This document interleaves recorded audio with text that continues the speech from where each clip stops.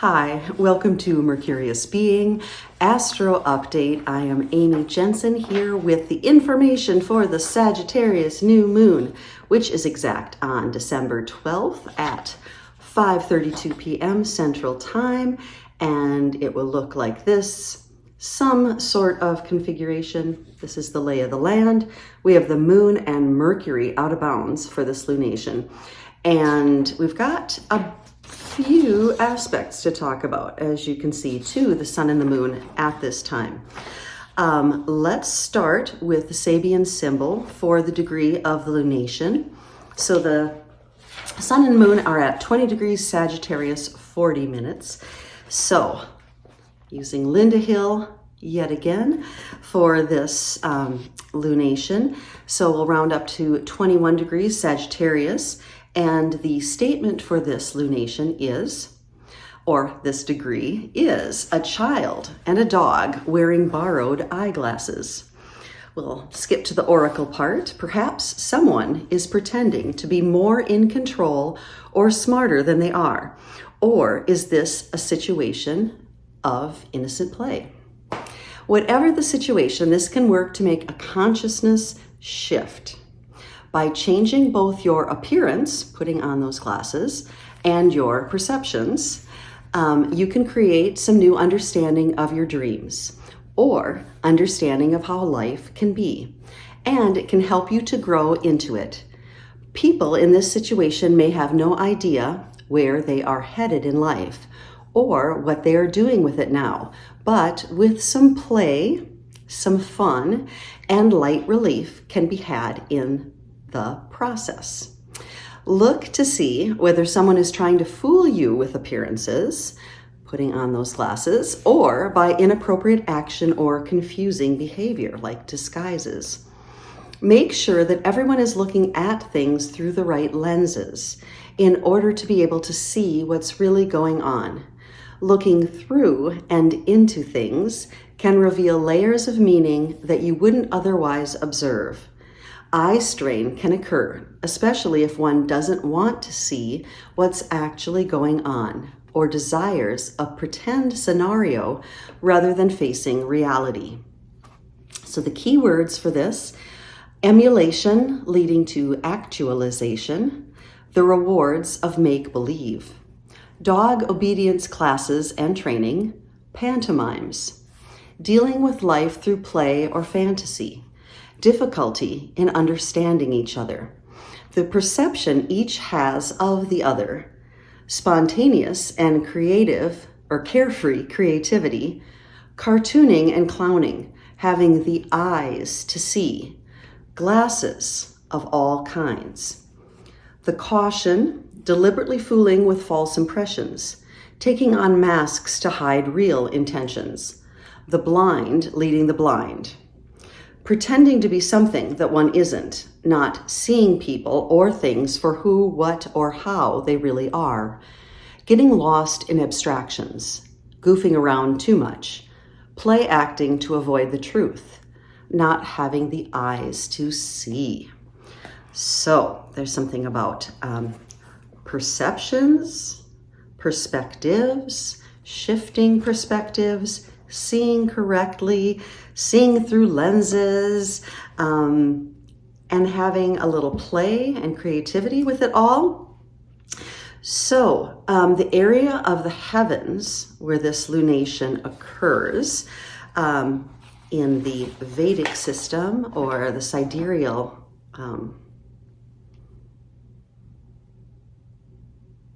chart. Speaking of shifting, I'm shifting gears. I did something completely different earlier and I was going to wait to do this video tomorrow, but I just felt like doing it now and just kind of going with the flow of my day, as it were. So at any rate, sorry about that. I may have a few glitches here and there. The area of the heavens where this lunation will occur is where the end of one period starts and then another stops, and one starts. But where the sun and the moon, the lunar and the solar zodiac meets. And I'm not going to get into details, so just to not confuse anymore, but everything aligns at this juncture, okay?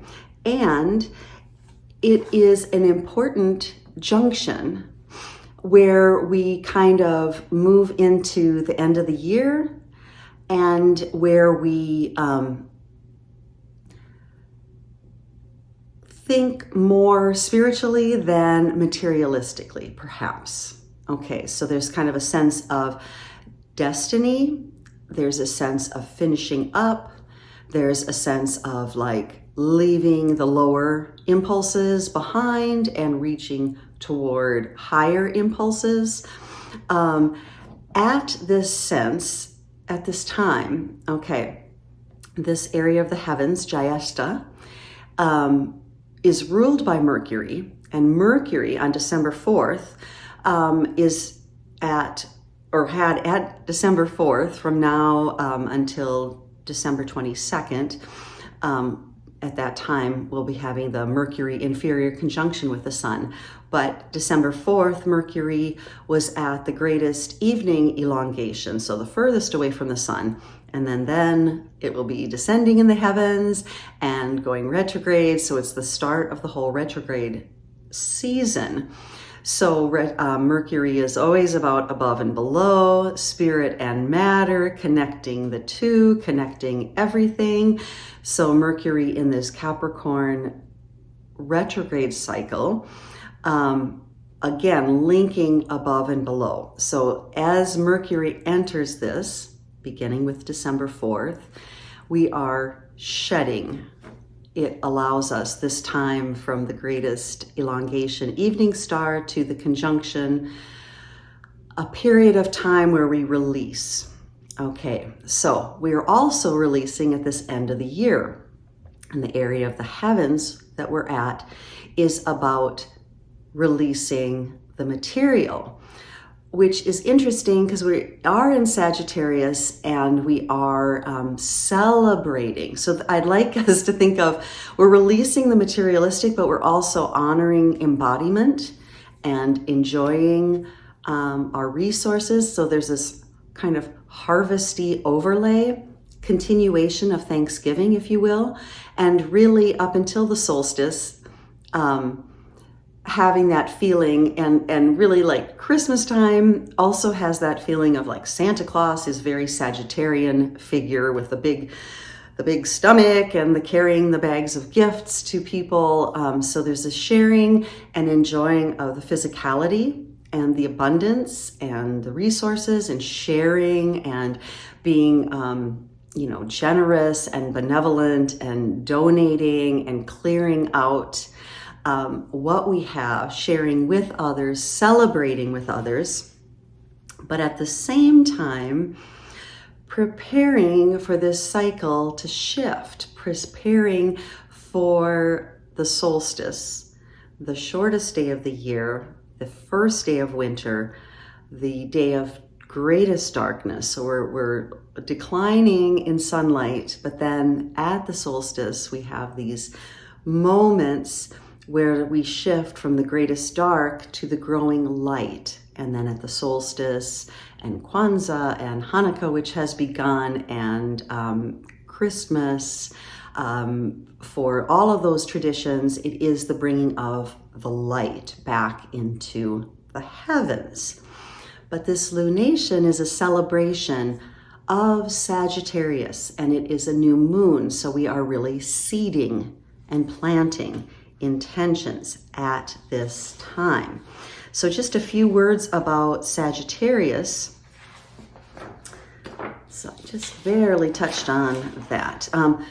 So using Adam Gainsburg's, just a paragraph from his work, and I'll credit him below, Sagittarius is the domain of consciousness seeking and expanding into higher intelligence or spirituality. So the glyph for Sagittarius is the arrow of the archer. So there's this far-reaching energy of Sagittarius. Sagittarius represents an upward and outward type movement in consciousness where one's evolution requires that one discover how one is meant to be drawn higher. Sagittarius is the first place where the archetype of spiritual expansion appears. The fire of Sagittarius burns on the action of seeking for understanding of this greaterness, as well as itself within it. That which Sagittarius seeks is ultimately to find meaning in this greater reality. True Sagittarius demands that we never stop searching for our truth, that we never stop seeking out those beliefs which might bring us higher in our understanding of ourselves and the universe. Sagittarius self-realization is the experience of an inner aha, a full awakening to one's innate nature as spiritual essence, and the embodied realization beyond the mental of one's direct connection to spiritual light. Okay. Medically, Sagittarius, or the centaur symbol, so the centaur is the half human, half man, or half man, half horse being of mythology. So that would be the full Sagittarius symbol, would be that with the bow and the arrow. Okay, so there's the Sagittarius lower aspect and then the higher aspect. There's a sense of integration of the instinctual, the animal, and higher centers in the brain, and the movement forward toward new horizons. Integrating new and old experiences, and then the ability of the brain to distill two sets of information, the past emotional experiences, and then the current intellectual information and sensation. So Sagittarius rules the hips, the thighs, which are the largest muscles in the body, allowing the body to travel, okay?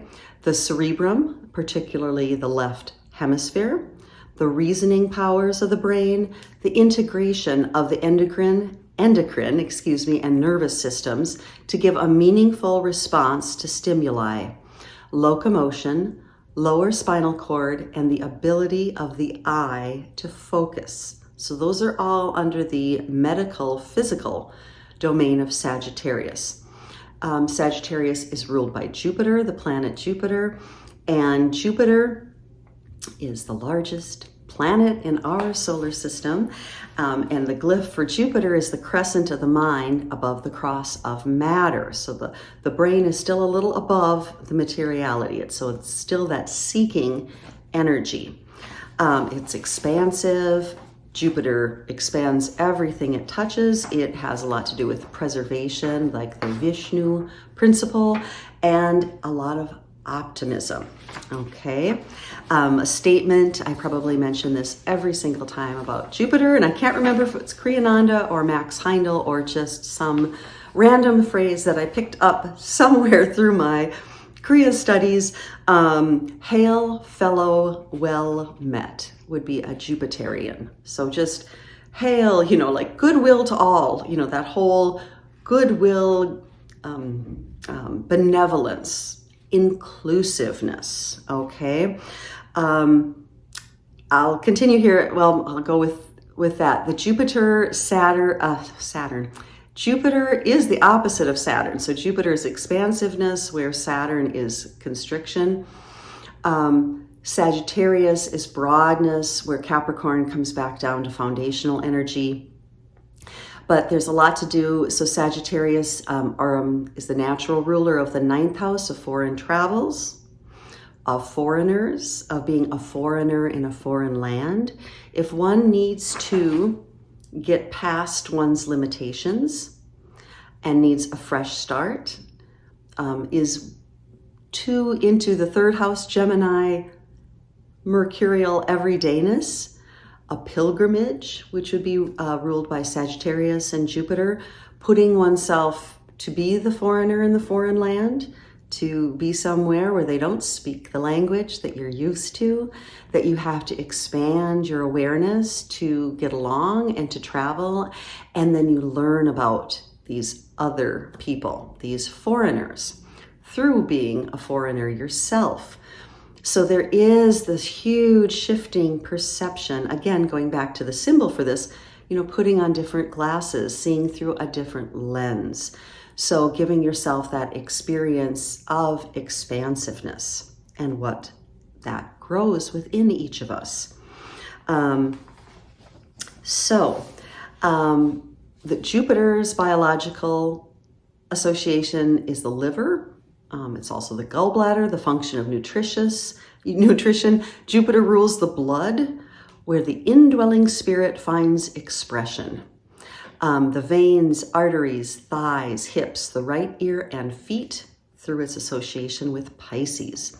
All right, so similar with Jupiter as far as the medical astrology, the cerebrum, the brain, the memory, reasoning powers, the motor response to meaning, one's morale, the arterial blood flow. And Jupiter is associated with the nourishing and protective properties of blood. So it has that really big supportive and protective and generous energy. Poorly aspected could be too much blood. And then Jupiter also rules the fat metabolism in the liver. So through the holidays, any overdoing and overconsumption and overdoing of all the fatty, wonderful, rich foods would also be Jupiterian. So we're at this juncture where we're getting ready to go into Capricorn, and there's a sense of restriction or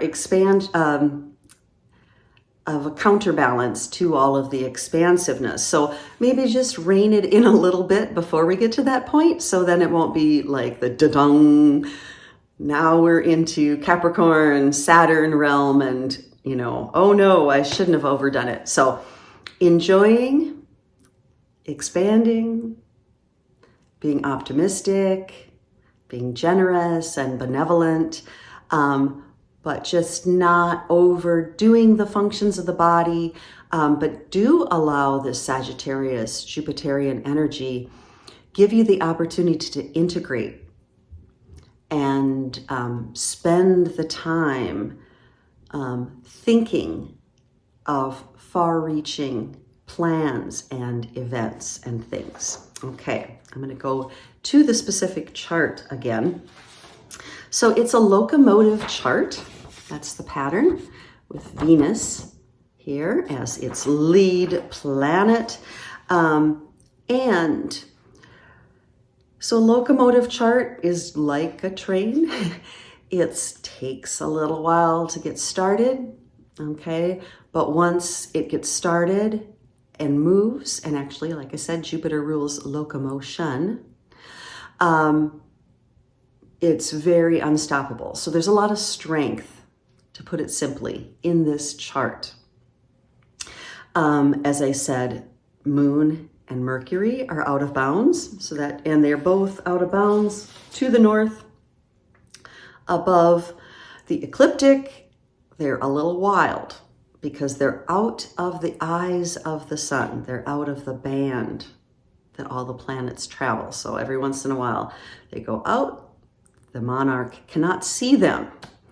So they might be a little wild.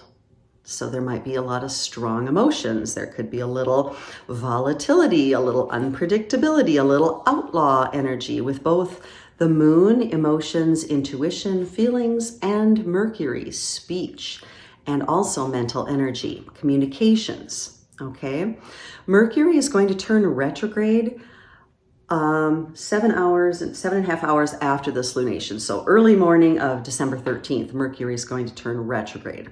Okay, so Mercury communications could be a little wild. The moon's a little wild and a little strong.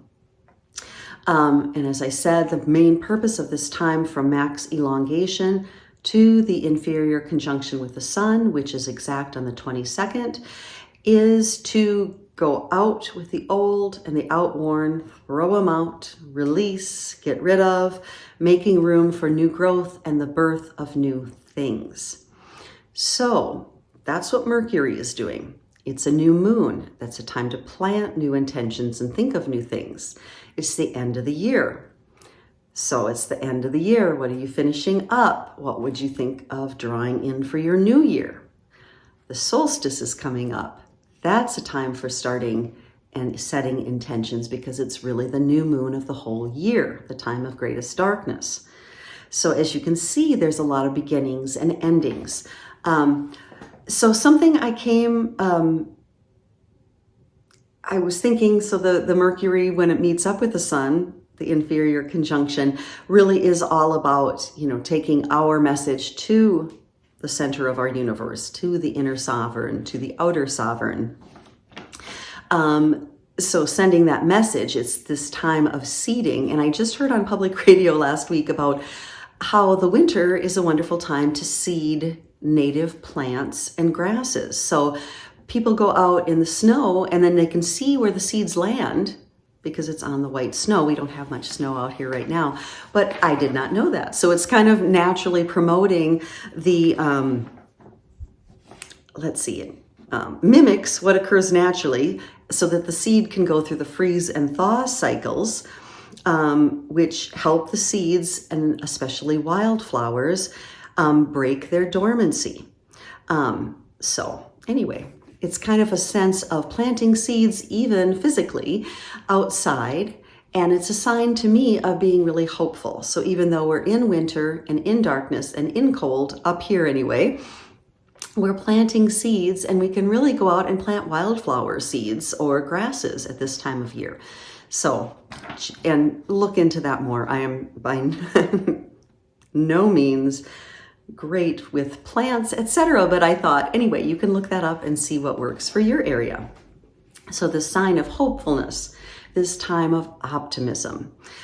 So just keep your mind and keep your energy more on this Sagittarius idea of abundance and harvesting and using and celebrating the resources each of us have, sharing and donating. Just what kind of things can we release and get rid of? What can we contribute? Where can we volunteer?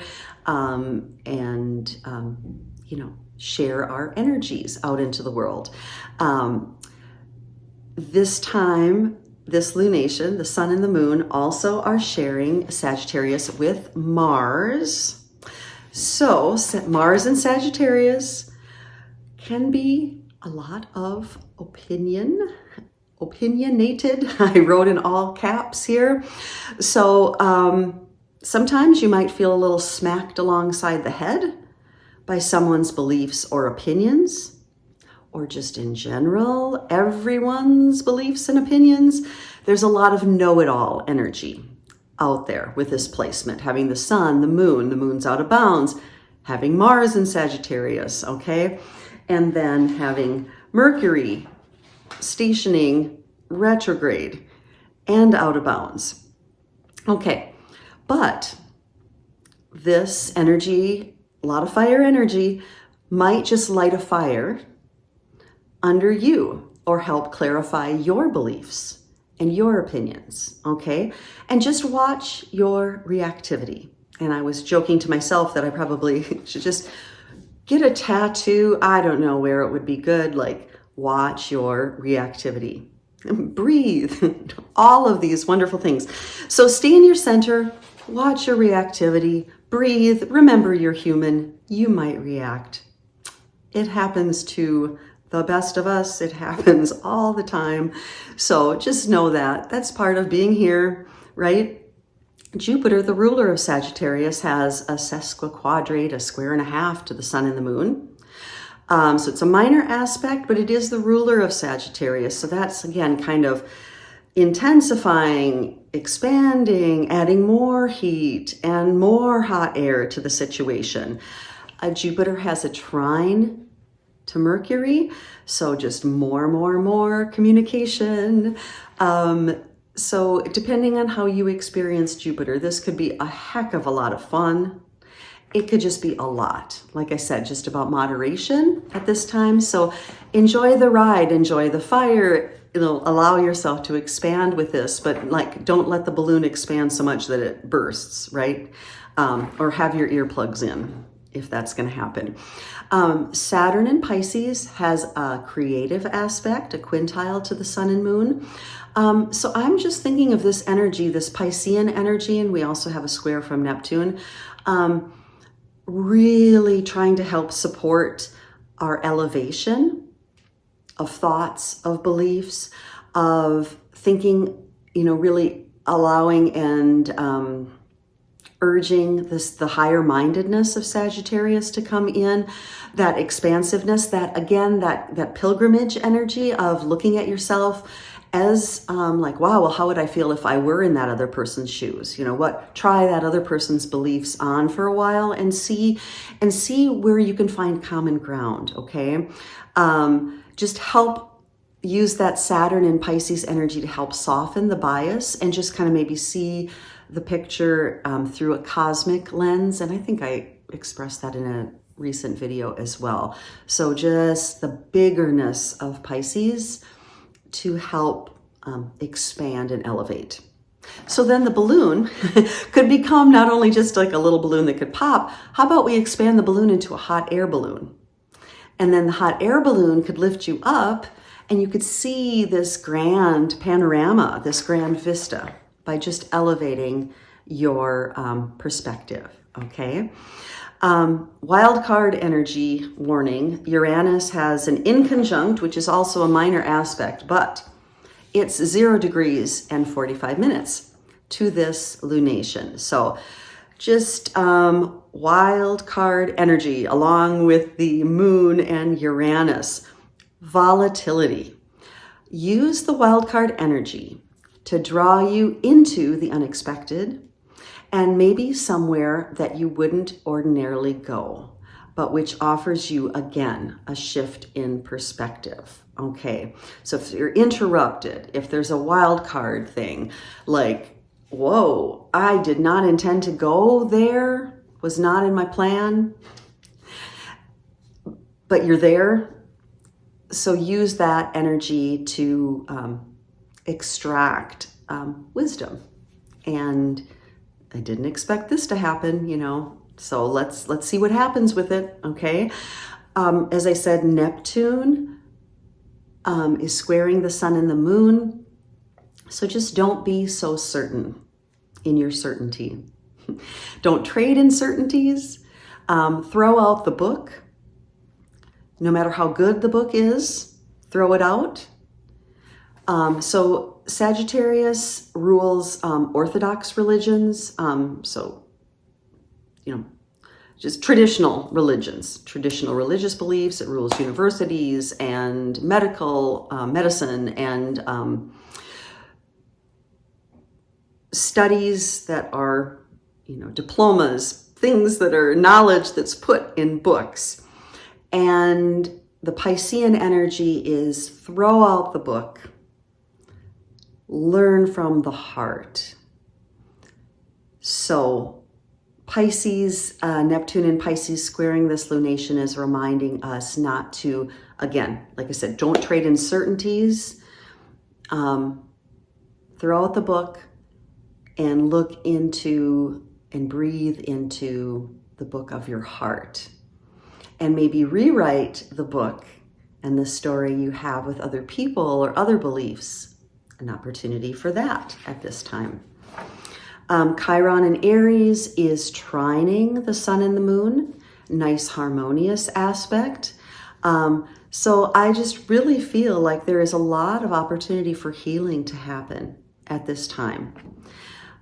And it may come through a little bit of the pain of the wild card energy or confronting the certainty in those books with the openness and the flow of the heart and the spirit within each of us.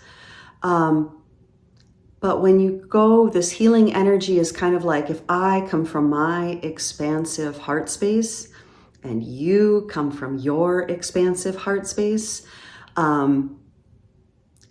we can feel within each other and within ourselves respect and boundaries. And the fire then can play a little bit like the dance of the fire, the dance of the flames. It can move and flow, and my resonance can dance with your resonance. And there's not a sense of dominating anyone's energy or feeling dominated. There's just this freedom and allowance to be and express and expand without overstepping our boundaries, without stepping on someone else's toes when you're dancing, just an equal back and forth, okay? So I will kind of end with letting the fire play, okay? Allow it to burn and illuminate, allow that Jupiterian and Sagittarius energy to light the fire of awareness and connections within the brain. Be inspired, allow your heart to leap like a flame into possibilities, opportunities, and like think of sending that arrow into the far tip top of the mountaintop. There's the energy of that pilgrimage again, about going to the mountaintop, of spending some time there and thinking about the end of the year, thinking about the coming year, thinking about the plans you'd like to make, okay? Thinking from a different perspective, okay? So when you're on the mountaintop, what is the perspective from there? And how does it feel? Again, go back into your heart. And what does the heart have to say, okay, from that vantage point? What is now important to you when you're on the mountaintop as you take in the view of the valley below? Again, that shift of perspective, the different lens, the different glasses that you put on. Do things suddenly kind of feel small and insignificant, something that you were holding on to before? And then can you hold that broadness, that newfound broadness through the mountaintop experience? Can you hold that in your mind and in your heart and in your body as you bring yourself back down from the mountain? Can you create a map back to that point, to that vista, so that you can lead yourself and your vision forward with the widest screen viewpoint possible? I think you can. And I think we can. We are here to expand, I believe this 100%, beyond that which we know and that which we think we know, past our limitations, past our individual obstacles and our collective obstacles. And all of those limitations and those perceived obstacles, adding challenges, but overcoming all of these increase our ability to broaden our understanding. These challenges cause us to see more and be more. So pick up the archer's bow, find and hold a steady gaze upon your goal, and move toward it. It starts right now. Even as the year is ending, it starts now. As always, I thank you all for joining me. I really appreciate you. And have a wonderful Sagittarius new moon. And I will see you back again at the solstice.